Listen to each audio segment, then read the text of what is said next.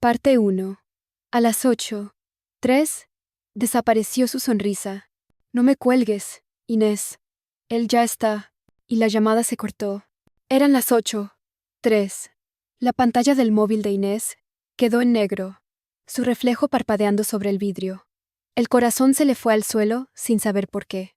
No era la primera vez que Maika decía cosas extrañas, pero esta vez su voz no tenía juego, tenía miedo. De verdad. Inés se quedó inmóvil en la terraza del coworking, con el frío de octubre raspando los dedos. A su lado, una taza de café cayó y se hizo pedazos. Nadie lo notó.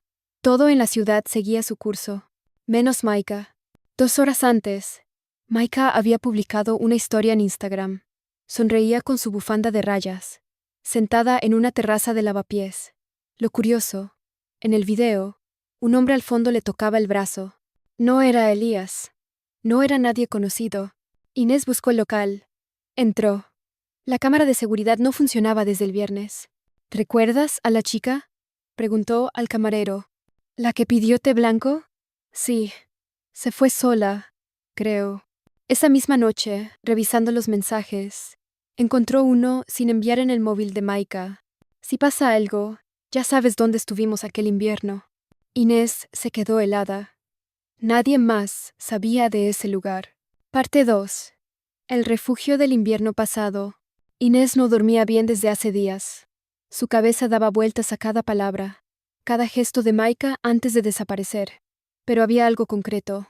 Aquel mensaje inacabado, aquel invierno, solo podía significar una cosa: el refugio en Sierra de Gredos, donde pasaron 3 días para escapar del caos de Madrid. Tras la ruptura de Maika con Elías, a las 6 de la mañana, sin decirle a nadie, Inés cargó su mochila, conectó el móvil al cargador del coche y arrancó. El camino era estrecho y las curvas parecían más cerradas que hace un año. Llovía, pero siguió sin detenerse. Al llegar, el aire olía a humedad y a leña vieja. La puerta del refugio estaba cerrada con candado, pero la ventana lateral, la que siempre chirriaba, estaba abierta. Entró sin pensar. Adentro, todo estaba en silencio. La mesa seguía cubierta con el mantel a cuadros que Maika adoraba. Sobre ella, una taza usada. Al lado, un cuaderno con la letra clara de su amiga. No confíes en nadie, ni siquiera en ti misma. Inés sintió un escalofrío. Algo estaba realmente mal. Parte 3. La caja escondida. El refugio estaba en silencio, pero no en paz. Inés notaba que el aire pesaba, como si las paredes guardaran secretos que no querían ser tocados. Se sentó frente al cuaderno, repasando cada palabra una y otra vez. No confíes en nadie, ni siquiera en ti misma. ¿Era un juego, un mensaje cifrado, o simplemente un grito silencioso de auxilio? Revisó la habitación con calma. Nada parecía fuera de lugar, excepto una tabla suelta bajo la cama. Inés se arrodilló y, con cuidado, la levantó. Allí, oculta en el hueco, había una pequeña caja de madera, cerrada con un broche simple. No tenía candado. Dudó unos segundos antes de abrirla. Dentro encontró varias cartas. Algunas estaban dirigidas a Maika, otras firmadas por alguien llamado R. Ningún apellido, solo iniciales. El contenido era vago, lleno de frases crípticas. Te protegeré mientras no hables.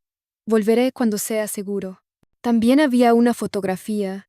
En ella, Maika abrazaba a un chico de barba y gorra. Al reverso, con tinta corrida, Tenerife, enero. Inés guardó la caja.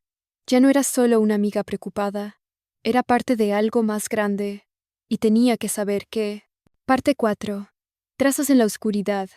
Inés no pudo dormir. La imagen de la foto la perseguía. ¿Quién era ese chico? ¿Dónde estaba Maika en enero? ¿Por qué nunca habló de nada de eso? A la mañana siguiente, sin decirle nada a sus padres, tomó un autobús hacia el centro de Málaga, donde había trabajado Maika brevemente en una tienda de ilustraciones locales. El lugar seguía allí, entre 2 cafeterías. Una mujer mayor, de rostro amable, pero ojos cansados, la recibió. Inés explicó que buscaba a su amiga, y, al mencionar su nombre, El rostro de la mujer se tensó. Maika, dijo en voz baja, se fue de un día para otro. Ni siquiera recogió su última paga. Parecía asustada. Inés preguntó si alguien la había visitado. Un chico vino a buscarla varias veces. Alto, con gorra. No hablaba mucho. Salió de la tienda con más preguntas que respuestas.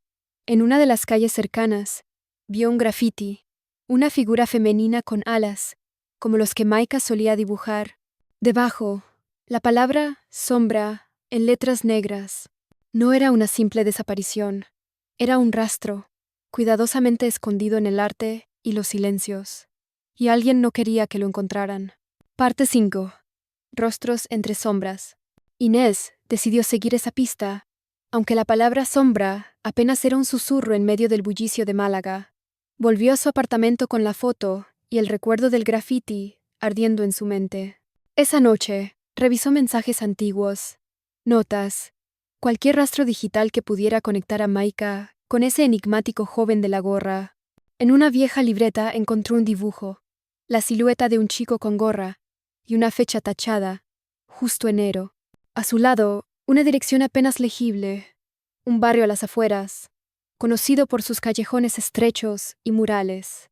Al día siguiente, Inés caminó hasta allí. La atmósfera cambiaba, calles más silenciosas, rincones oscuros.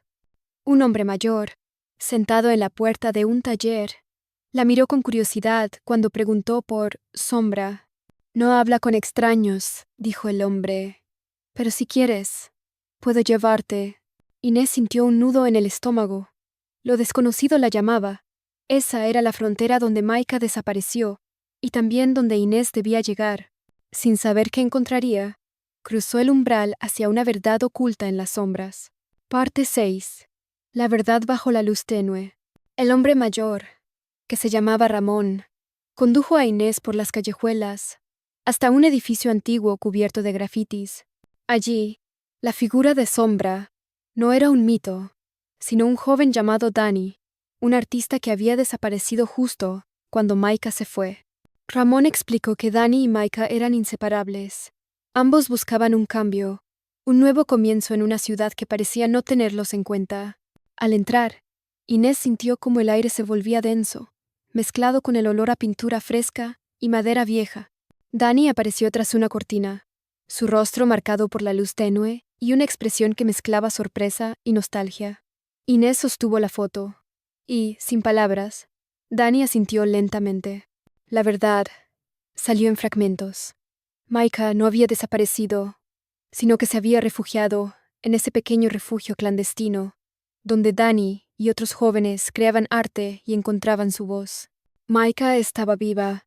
Simplemente había decidido desaparecer del ruido para reinventarse. Inés sintió un torrente de emociones. Alivio, tristeza por el distanciamiento, pero también una esperanza renovada. Dani le pidió que cuidara ese secreto, porque a veces la verdadera libertad nace en el silencio y en los rincones donde nadie mira. Mientras Inés salía a la calle, el sol comenzaba a colarse entre los edificios, iluminando las grietas y las historias ocultas. La ciudad, con sus luces y sombras, le habló en un susurro. A veces, perderse es la única manera de encontrarse. Y en ese instante, con el corazón latiendo fuerte, comprendió que las desapariciones no siempre son finales, sino a veces comienzos. La vida, como el arte, se revela en los detalles inesperados, en las sombras donde se esconde la verdad más pura. Y así, la historia de Maika no era un misterio cerrado, sino un lienzo abierto, lleno de color y secretos, esperando que alguien con valentía y amor lo descubriera.